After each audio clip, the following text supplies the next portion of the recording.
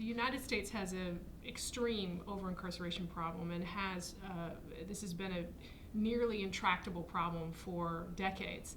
This mass increase in the number of people incarcerated has in no way been felt evenly across communities in the country.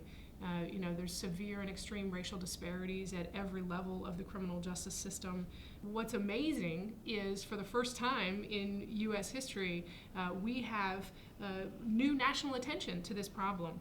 We've got legislators, conservative and liberal. We've got the president. We have,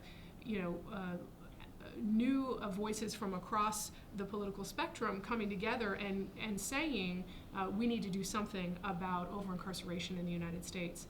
So it's a new window of opportunity for reform. One of the key reasons that we decided to put the Alliance for Safety and Justice together is because when you look closely at who's incarcerated in the United States, what you'll find is that 86% of the people who are incarcerated are in state prison systems. So they're in state systems, and the next question is, what's the capacity in states to reform, to pass sentencing reform changes, to reduce over-incarceration in the states? And while we have a new window of opportunity in terms of attention, there's still a severe lack of capacity in states across the country to win and sustain sentencing reform changes that would reduce incarceration. And so, Robert and I come out of state-based advocacy where, in California we launched and founded Californians for Safety and Justice 3 years ago to change the approach to criminal justice in that state. And so based off our own experience as state advocates, we're now creating a national entity that can provide direct support to others across the country. During my time as National Criminal Justice Director in NAACP, I got a chance to go into communities and talk to people that were experiencing crime and violence. And what I learned was that you had a mother that had a son in the grave and a son in prison.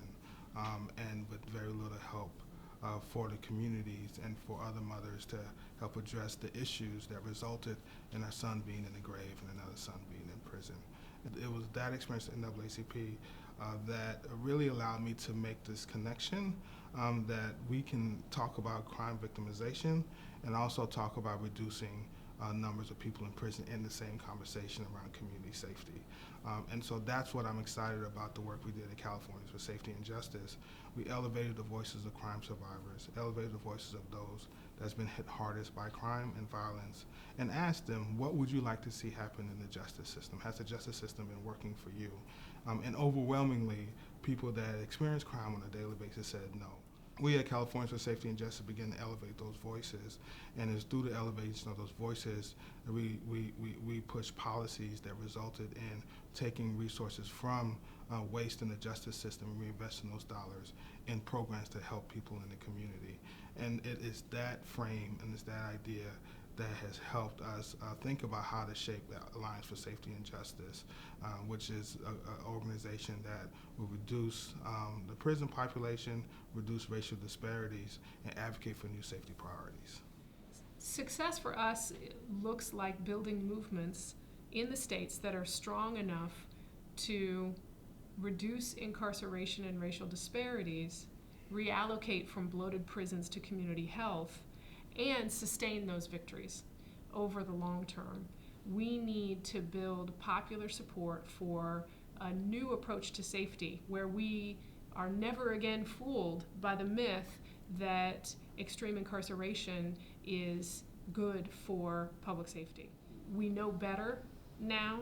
We need to never again be fooled by that, and I think that's something that if we had that collective understanding across diverse communities and diverse constituencies, we could not only slash incarceration rates and end mass incarceration, but know that it'll never emerge again for future generations.